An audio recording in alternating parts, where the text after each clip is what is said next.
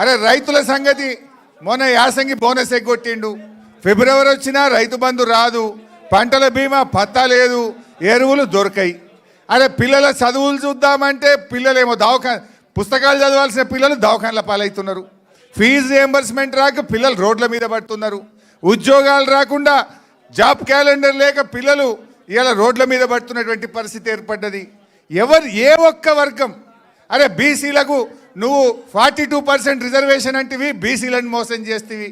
ఎస్సీలకు దళిత బంధు బంద్ అయిపోయాయి. గిరిజనులకు నువ్వు మంత్రే లేడు, చేసింది అసలే లేదా. ఏ వర్గానికి నువ్వు ఎవరికన్నా ఒక్కరికన్నా ఇచ్చిన మాట నిలబెట్టుకున్నది ఉన్నదా? ఒక్కరికన్నా నువ్వు చేసింది ఏమన్నా ఉన్నదా?